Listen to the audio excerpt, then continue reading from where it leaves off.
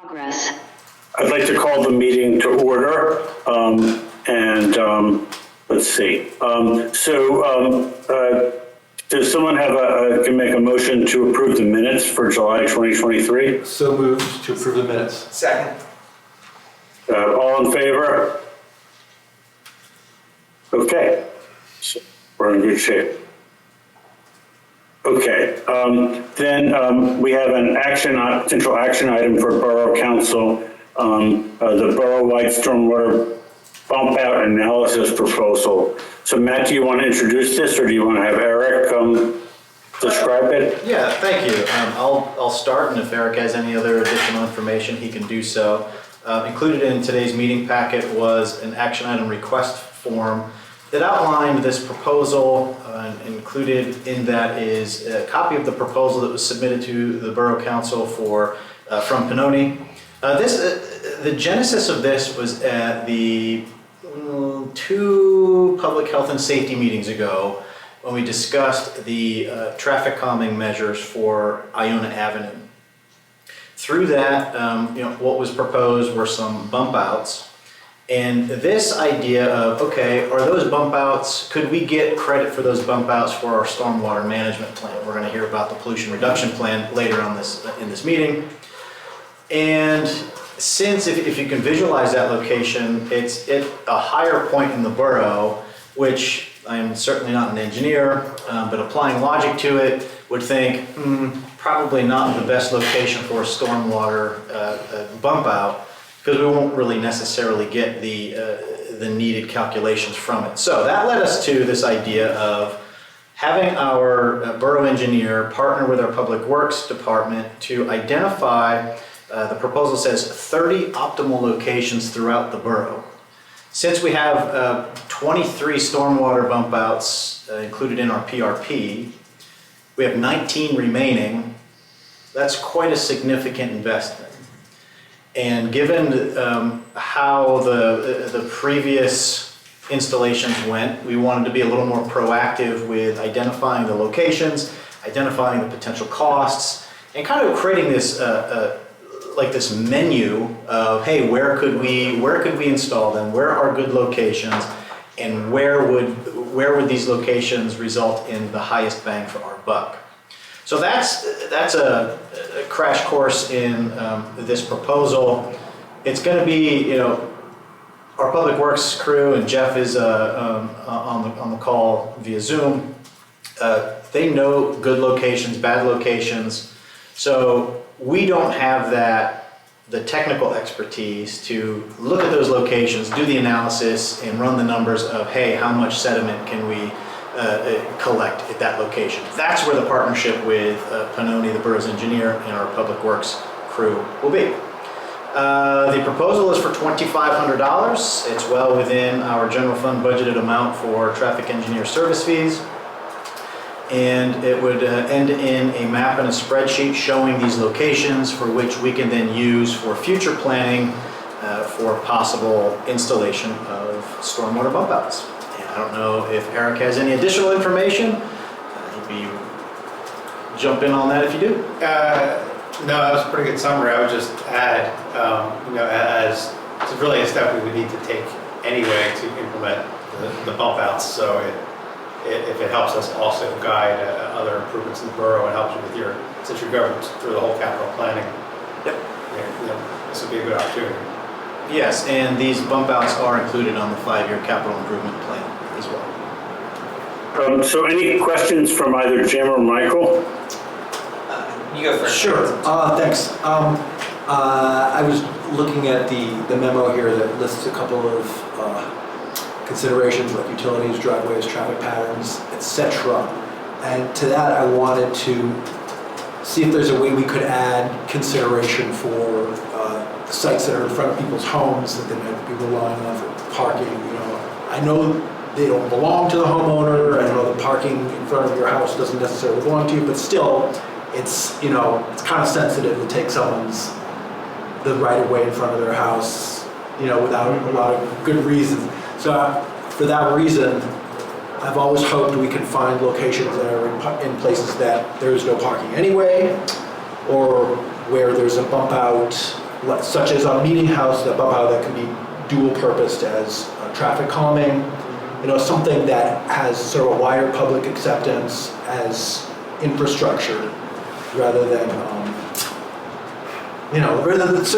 some people will see this as a burden to have it on their street and near there. And that calculation, whether we like it or not, it's gonna be layered on top of this. So the further we can get out ahead of that, I think the better for everybody. And that could take the form of making people aware that we're doing this, we're trying to come up with optimal locations, and that we're also trying to avoid public impacts, on the street. Yeah. Is it, I'm sorry. No, yeah. I was just going to say, y'all have identified, I think, what I consider to be probably like the key things in terms of like what Matt was saying, best bang for your buck.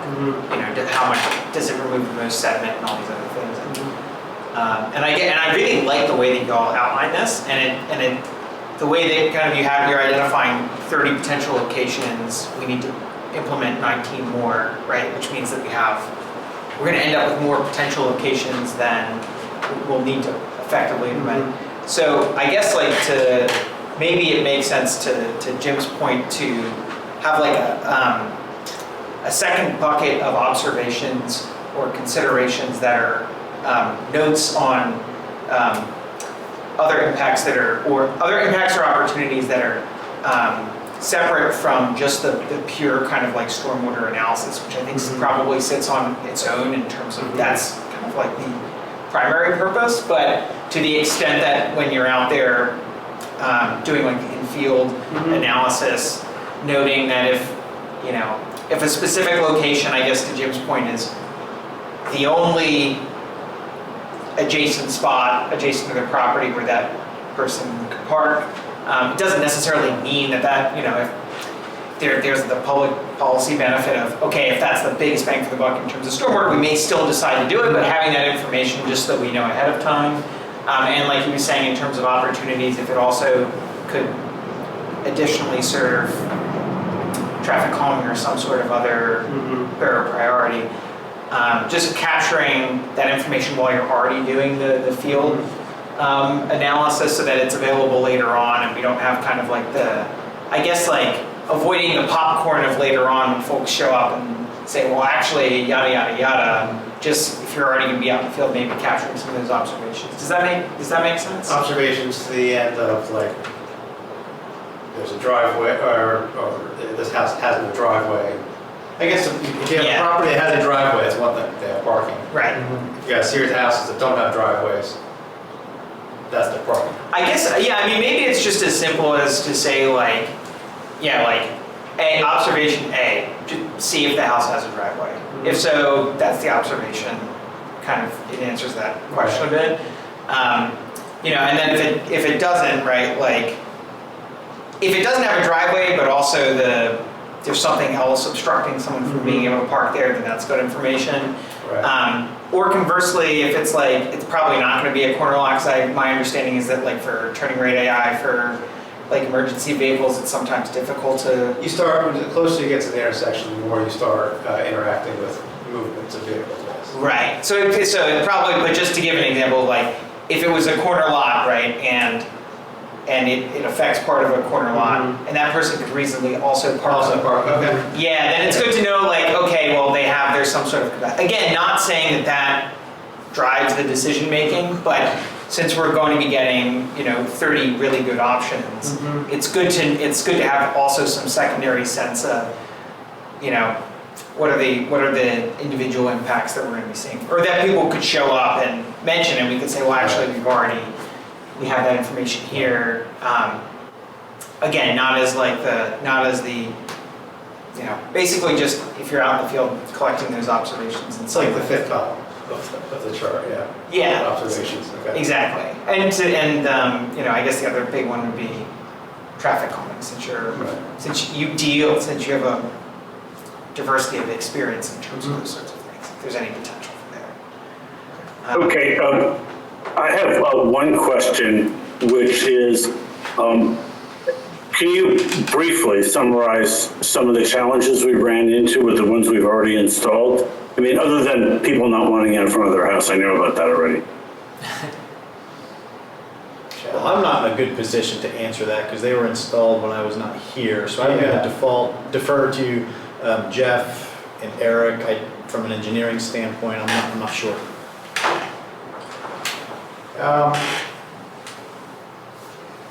Yeah, as far as construction, they went in just fine. They're functioning, like, that end of it all functions exactly how they expected. I think there was, when they installed, the borough's also a little transition, I don't think there was as much notice to the abutting property. It was given notice to them. I think it probably should have been sooner than had been given to them. But I don't know, Jeff, did you have any other?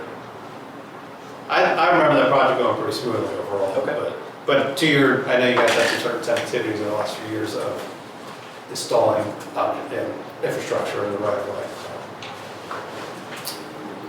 Well, I'll say they look great, I think. They look beautiful gardens, you know. And I think it's Jeff's crew that's maintaining them.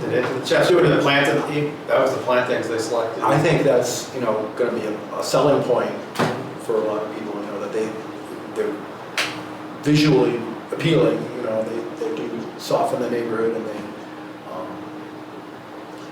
so I think that's a good thing. I've heard Okay. friction from the rollout. That's the only thing that I've heard. After the fact, I've heard there was some friction with some of the locations that they weren't notified well in advance. And I think that's, you know, one of the spirits of this project is to identify these locations, to give us that data, to have that, to be able to have, you know, to present this to residents and say, hey, look, if we get pushed back on one specific site, well, okay, let's reconsider it. We've got other options. I think street parking is the only thing that people are upset about, because it involves some street parking. And there's no way around that. I mean, Yeah. it's in the street. I guess that question comes down to a selection of priorities. Do you prioritize the stormwater benefits and the plantings at the loss of some on-street property? Yeah, I mean, yes, and I guess like it's just it's an additional information point when we're figuring out how to distill down the 30 to the 19. And I assume that probably, I mean, I don't want to get ahead of it, but my assumption would be that some of the biggest data points going into that decision making is how much sediment, like all of those sorts of analyses.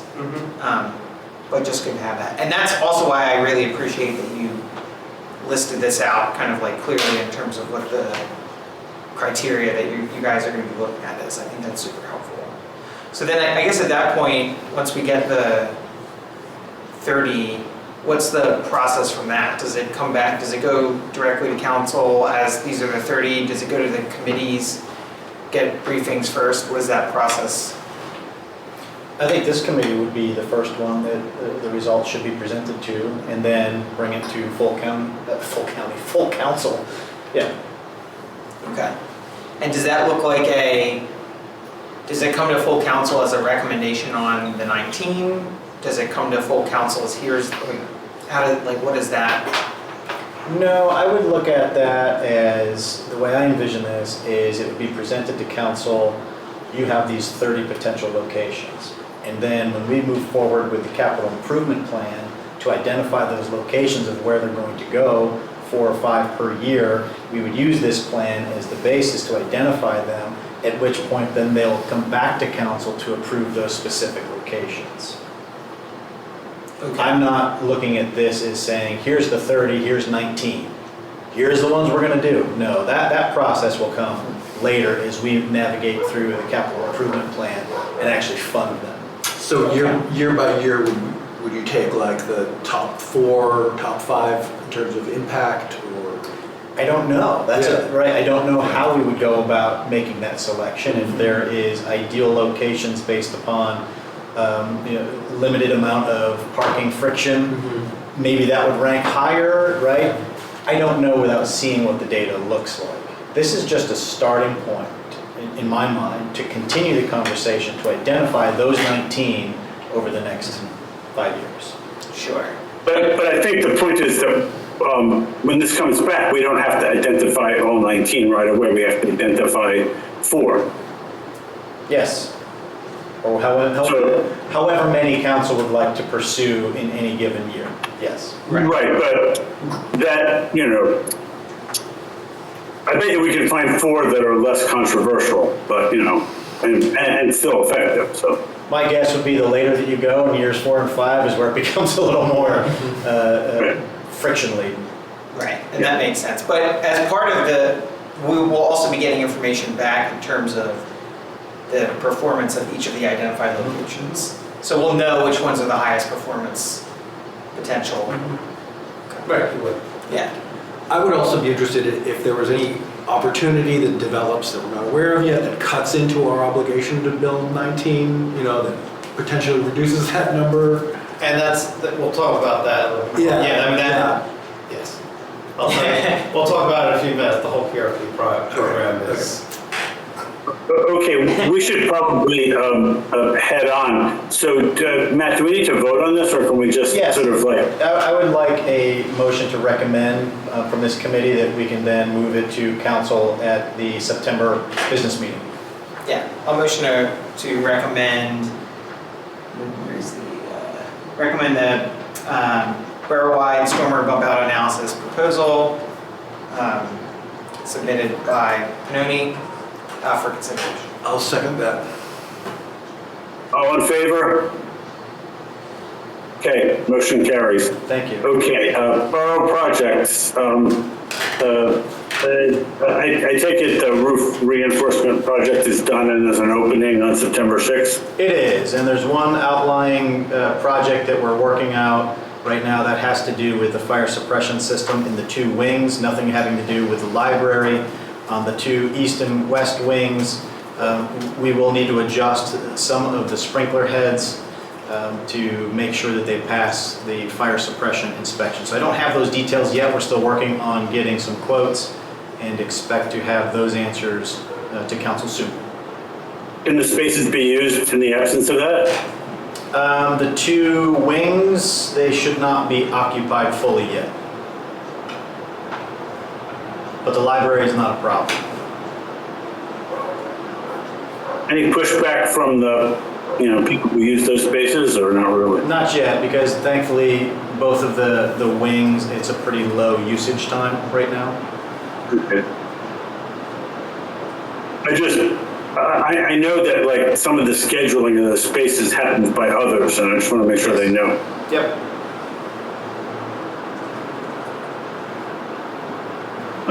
Moving on, the bridge. Still there. Still moving towards completion. We got a really good news last week in that the PUC approval happened. That's the Public Utilities Commission happened. And that's been the biggest news. Thankfully, our bridge project manager, engineer extraordinaire, Jesse Gormley, is on the call. And I'll turn it over to him so I don't fumble through all of the specifics that he can run circles around me with. With an intro like that, I'm afraid I'm gonna only disappoint. Thanks, Matt. No, you hit the big one that I wanted to share. The PUC approval's great because that will help move us through getting the 2 remaining clearances that we had. One was railroad clearance, the other is utility clearance. And I think the remaining hurdles to those remain the same. Been working with 2 utility companies, still trying to get final forms signed by them, agreements with the borough executed. We're on track there.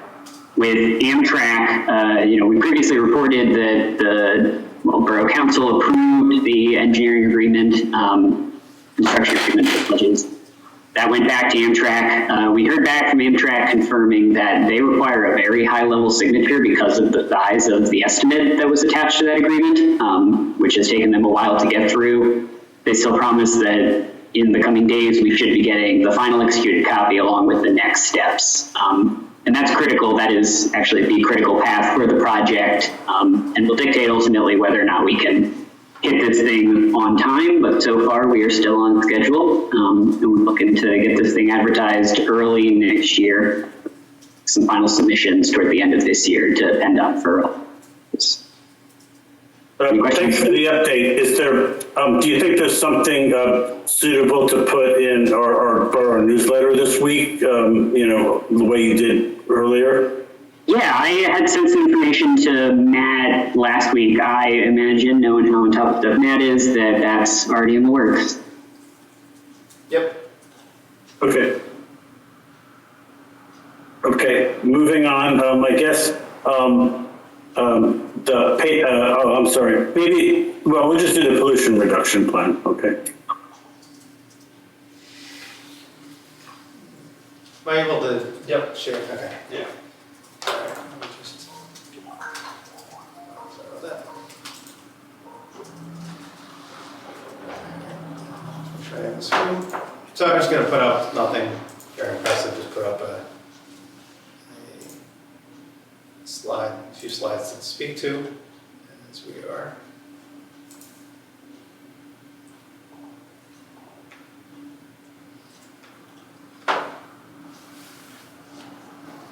Is that like, yeah, that's not the screen I see. Yeah, there it is, okay. All right, well, hello. So this is, I was just asked to kind of give, I guess there's, to kind of decipher what some of the meanings of all these little short acronyms, MS4, PRP, you know, what the various items are and what they actually mean. So, just kind of a brief overview. So when we say MS4, what the full name is the Municipal Separate Storm Sewer System, which is basically a permitting program that's required for all municipalities and urbanized areas that have over 50,000 people. So basically, this entire area, because we're such a highly dense area, therefore we generate more stormwater, which goes into our waterways.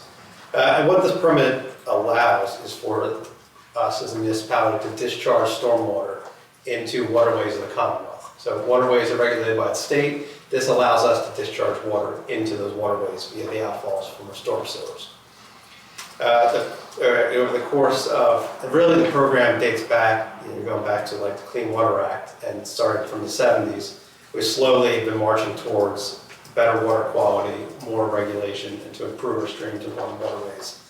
And to that end, DEP on the state level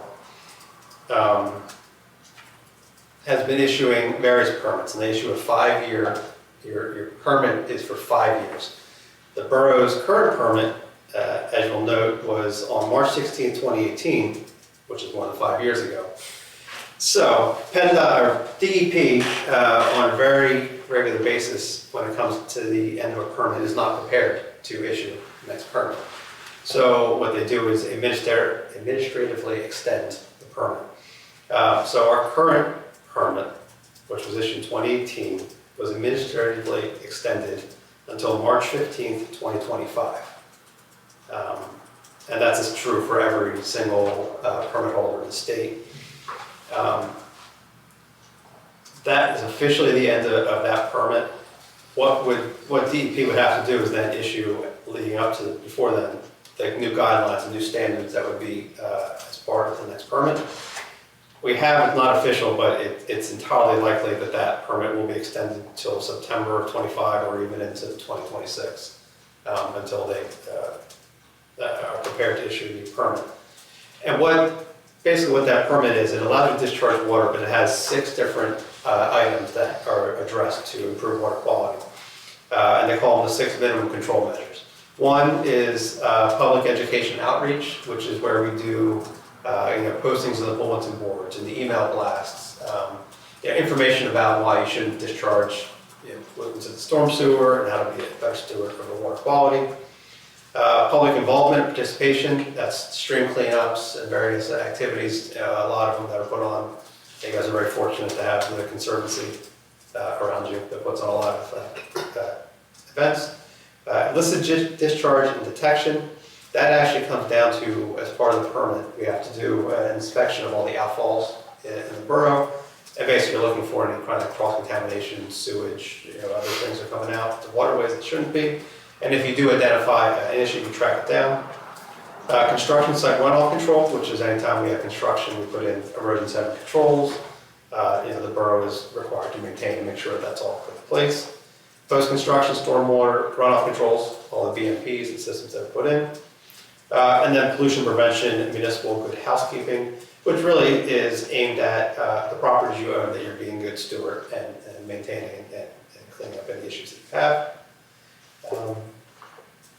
And to that end, one of the major, under the current permit that the borough undertook was adoption of the new stormwater ordinance, which brought it in compliance, or updated the ordinance in accordance with the 2022 model ordinance that DEP had issued. And a major point that we improved for the borough is we took that impervious coverage of 2,000 square feet down to 500 square feet, where we started getting stormwater management BMPs implemented, which allows us to get stormwater onto more properties throughout the borough, collectively reduces the amount of stormwater that runs into our sewers and our waterways.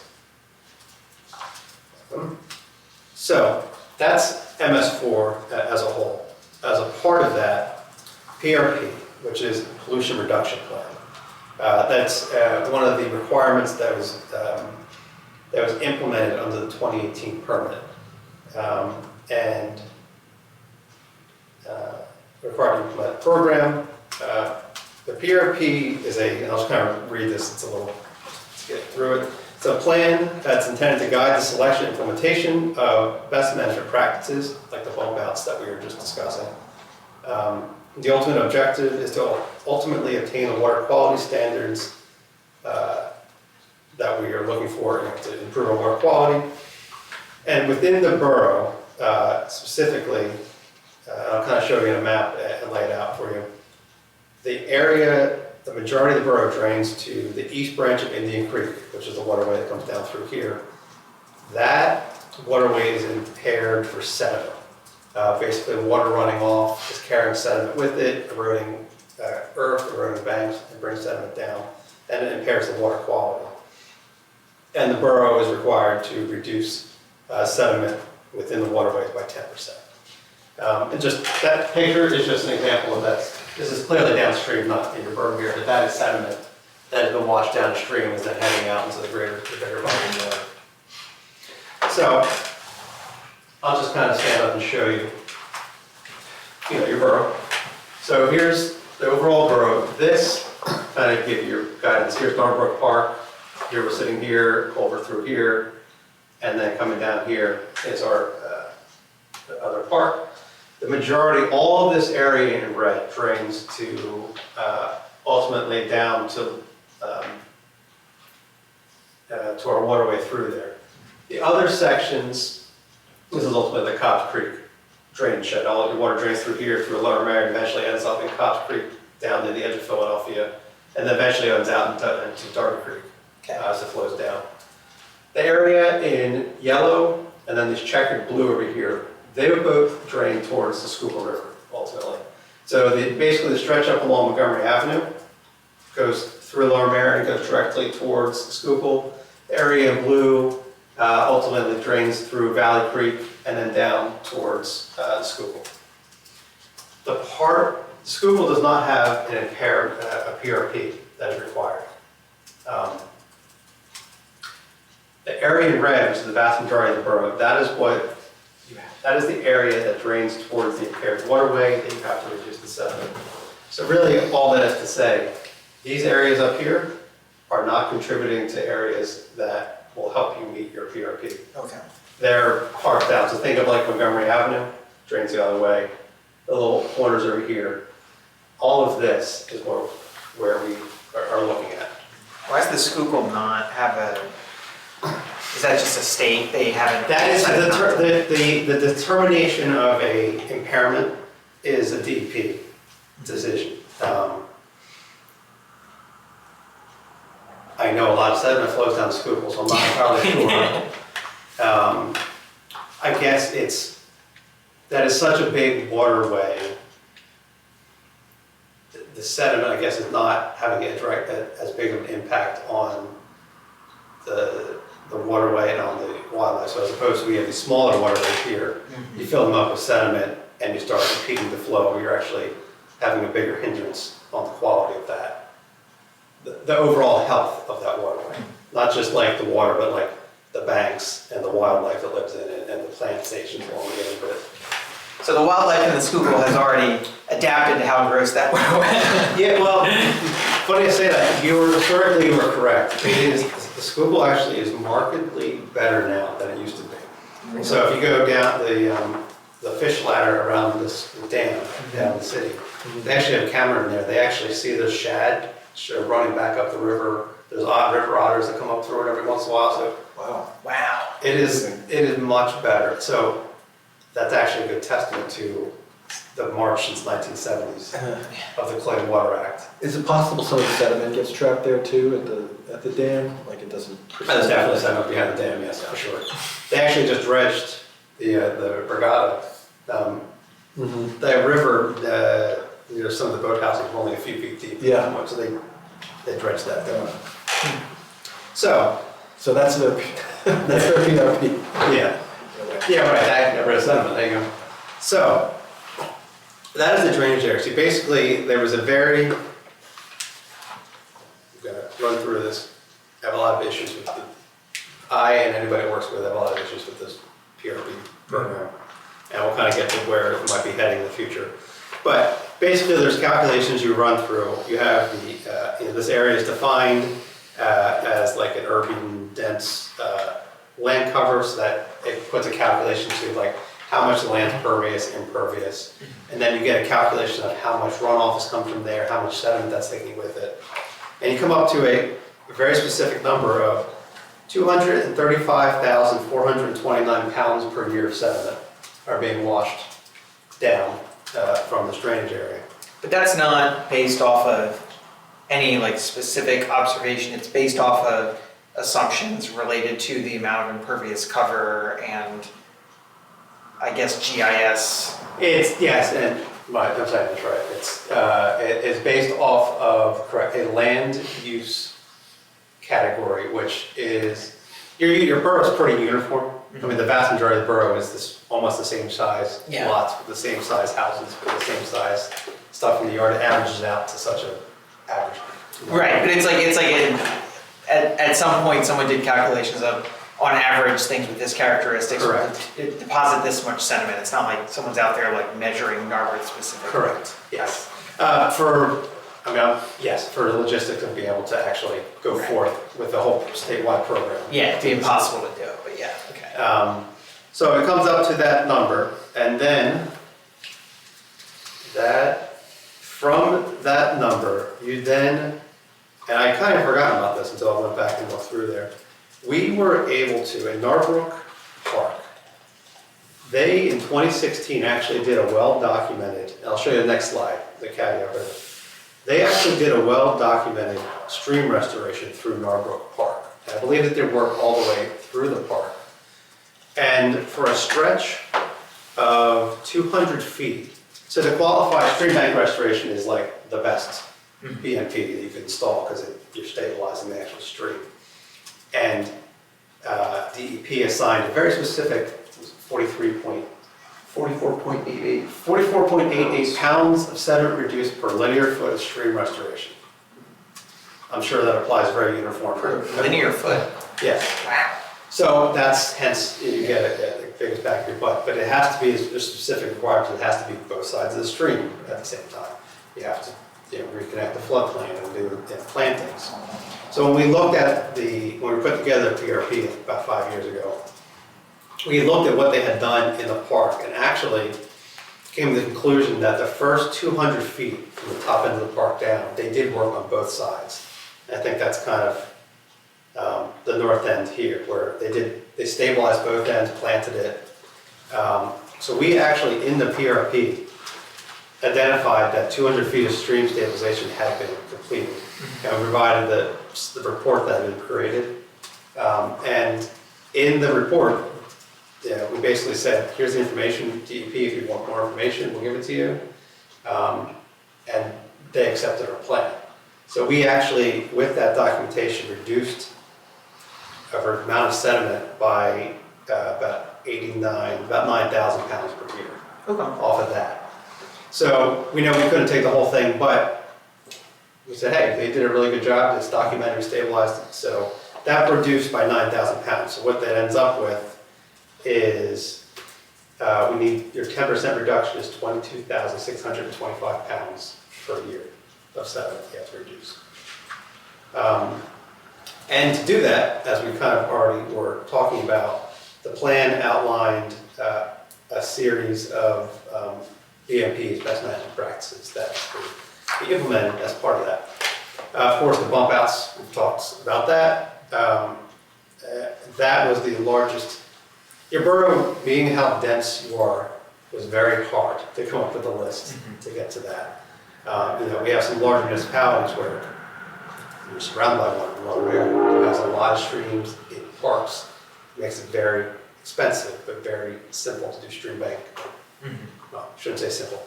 Gives them the ability to use a lot of stream bank restoration to hit that number. Identifying the sites is theoretically easier. Correct, Yeah. yes.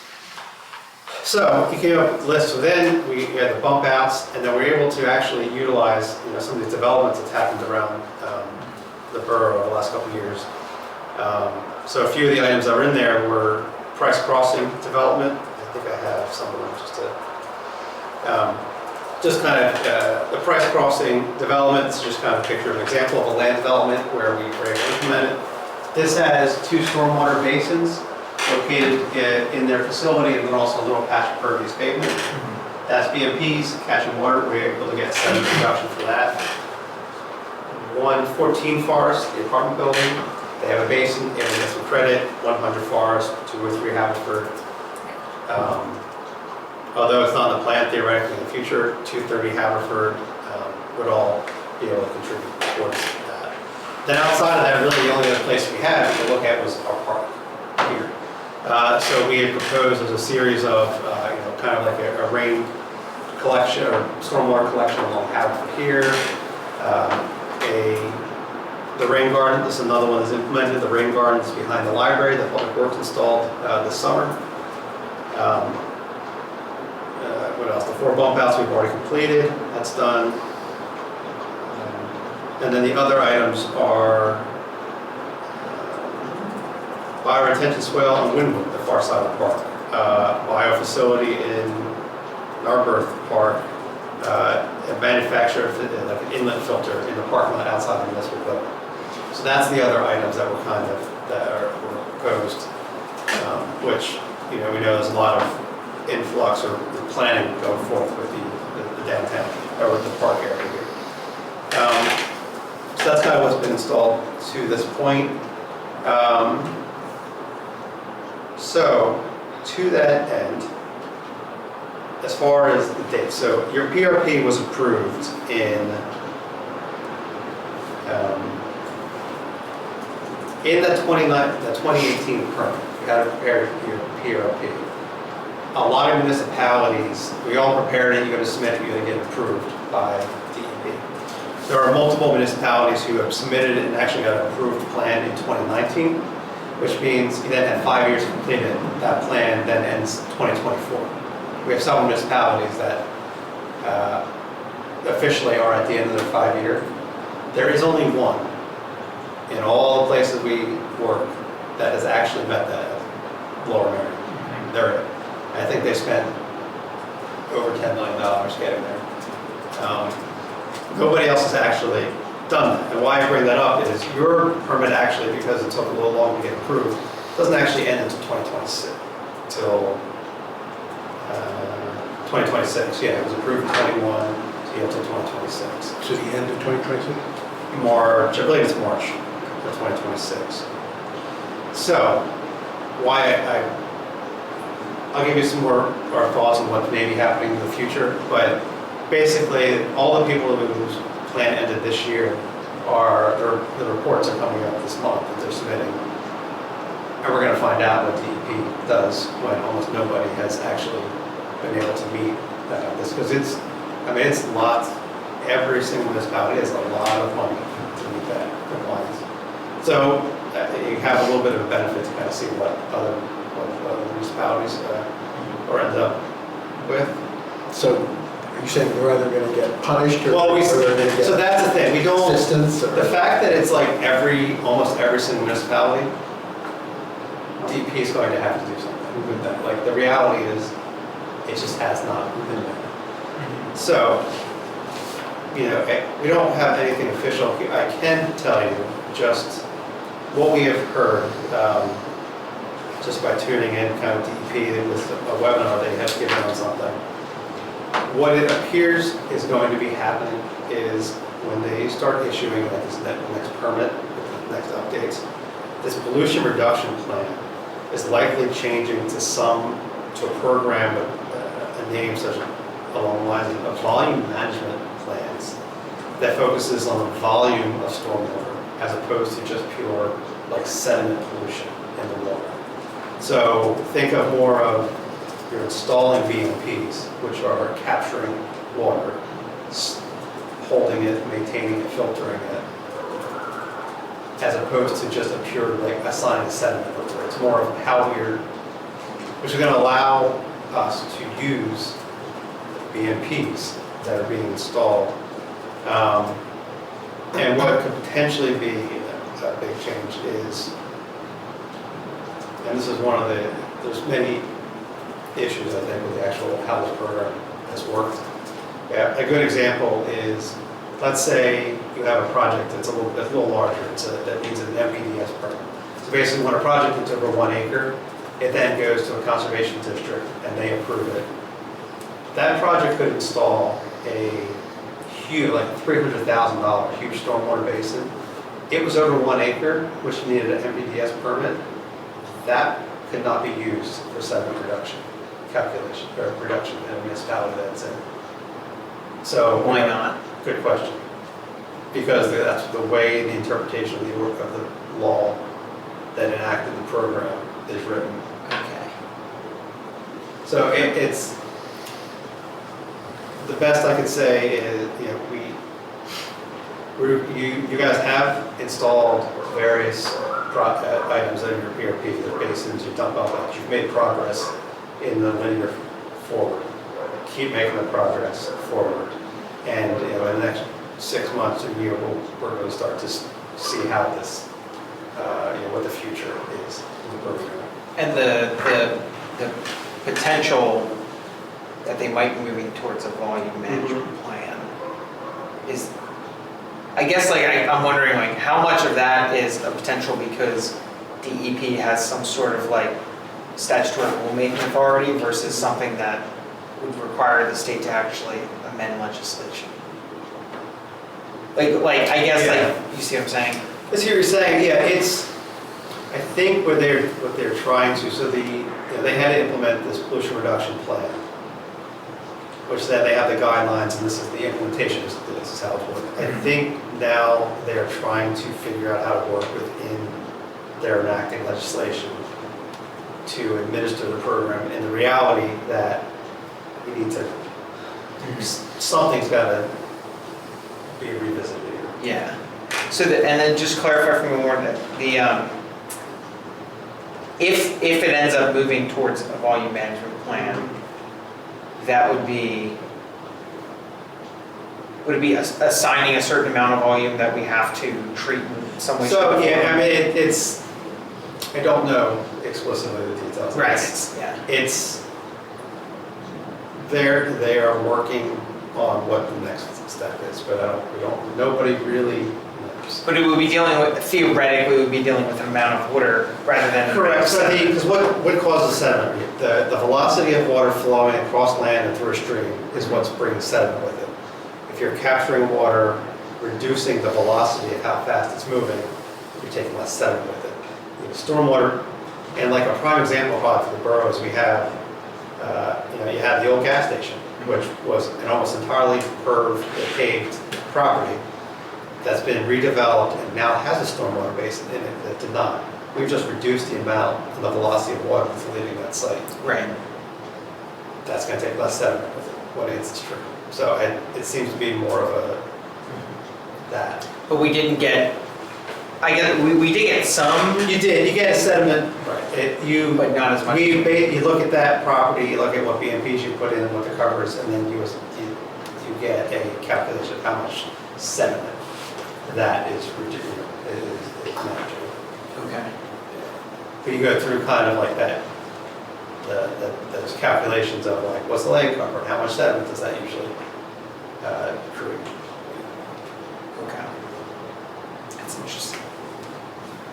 And so we got some sort of, and then I guess like in terms of the plan, right?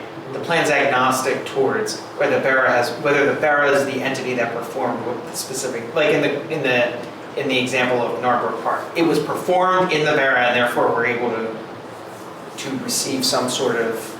Correct. And just actually, I mean, you could probably think of it the same way as like what the land developments that was Privately done. done. They, those properties are discharging stormwater to our storm sewer, which then is going, for the properties discharge water to our storm waters, then we are regulated out to the waterway. Okay. Gotcha. Makes sense. And it was only done, I guess, and I thought I had heard that there had been some conversation as to whether Narborough Park was interested, because like only the 200 foot could actually meet criteria. There was no interest there at the time, was my understanding. Yes, you're correct. Because I believe the full length of the creek through Narborough Park is something like 650 feet. And that was, conversations were had, and it was not in a place where we could have that in the PRP as a viable option. Because, I mean, ultimately, if you're doing stream bank stabilization, if you're going to spend that much money, you're probably going to have, you are going to want to control over to ensure the maintenance of that. Right. Which I don't know if the community seemed to be on board with. And you had said, and I'm sorry, I'm asking, I'll stop it. You had said that it has to be, in order to get actual credit for it, it needs to be done on both sides. So, for instance, like Elm Grove Park, it doesn't seem like, because that's a lot of space on both sides, and I think that person's house is like pretty close to that roadway. The pool's the closest part, I think, on the far side. Oh, okay. It's about halfway down that parcel is where the property starts to come into conflict with it.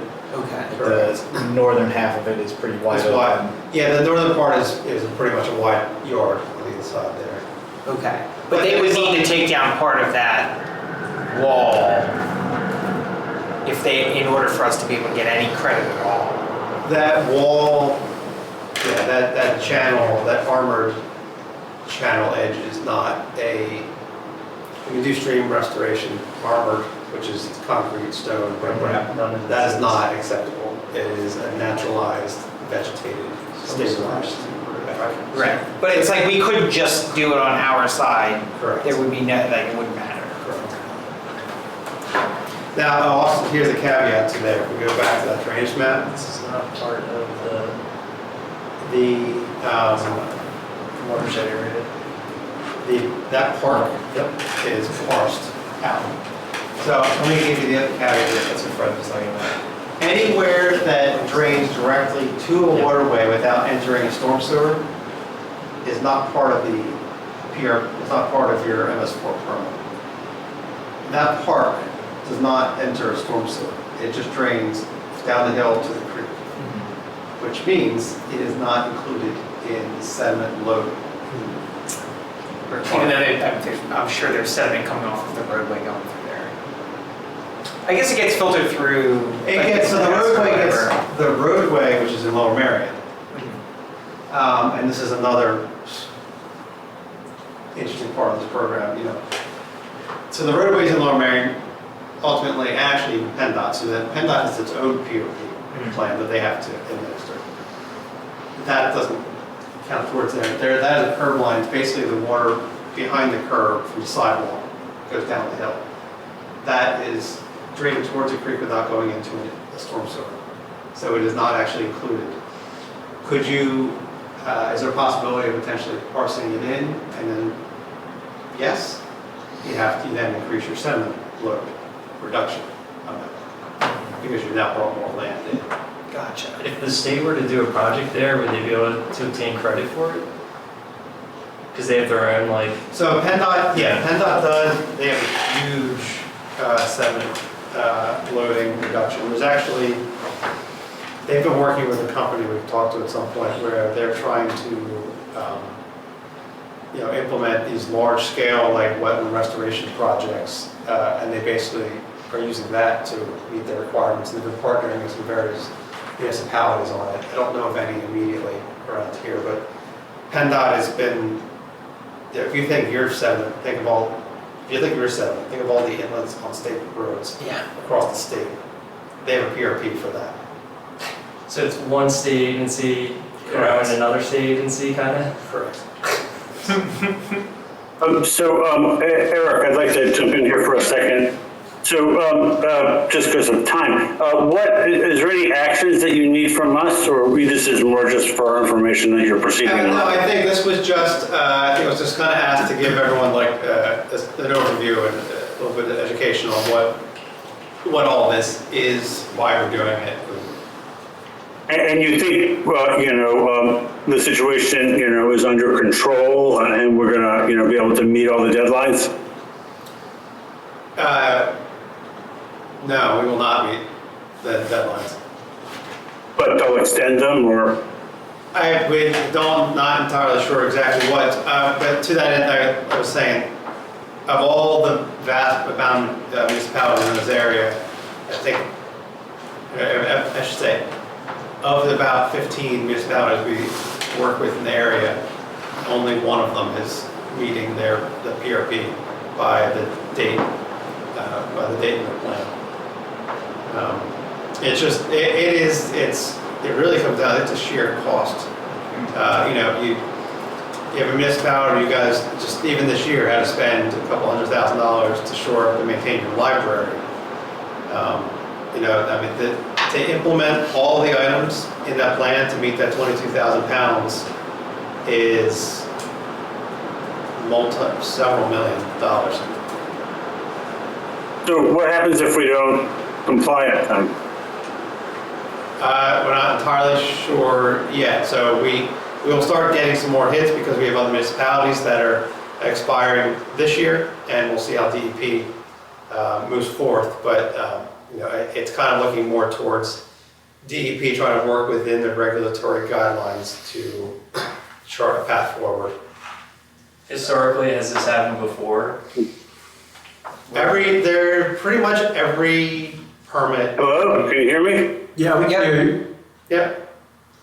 Can you hear us? Internet connection is Do unstable. we lose you? Yeah, well, we lost you for a second, but that's okay. Okay. Pretty much as evidenced by the 2018 permit being extended once and then probably again, pretty much every aspect. And the previous permit before 2018 had been extended. I think that one went 8 years on the 5-year permit. So.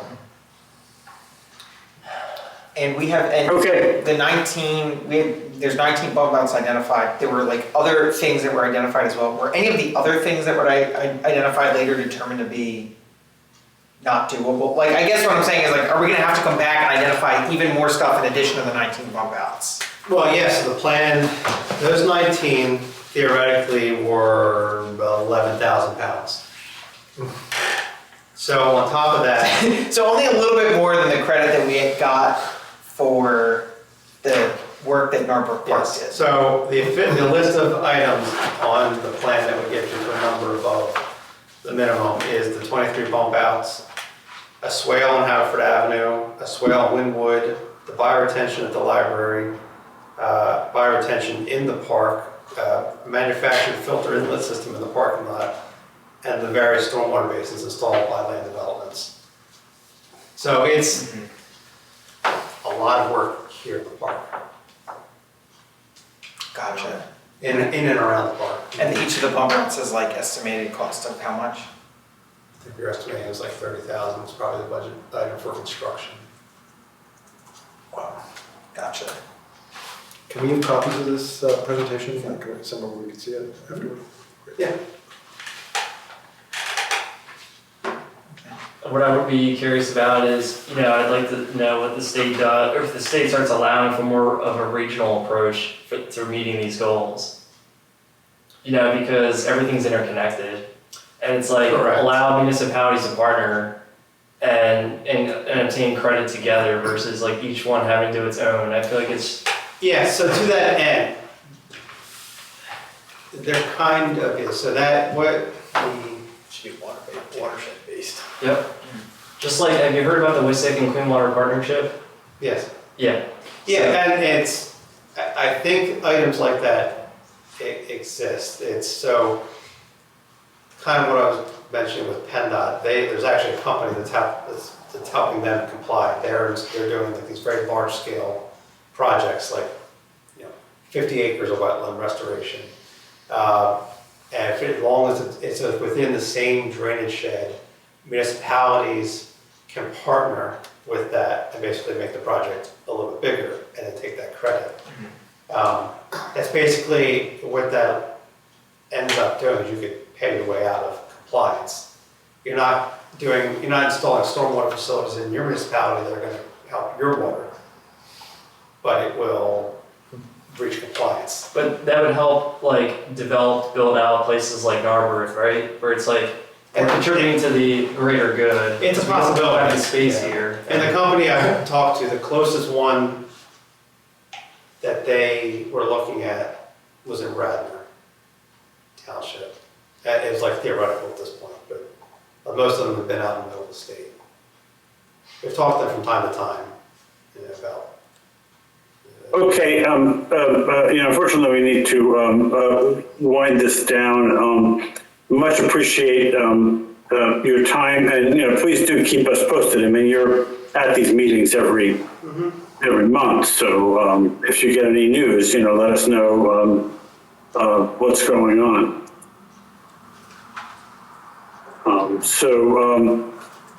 Maybe we'll pass over the other projects for right now, and I don't see any participants with public comments. Is there anybody in the room? Nope. In that case, do I have a motion to adjourn? Motion to adjourn? Second that. All in favor? And Michael, you'll send me a copy of the notes? Yes, they're very scattered, but I think I've captured. I took a few notes myself, so maybe between the two, we can get it. Okay? Cool. Thanks, guys. Thank you.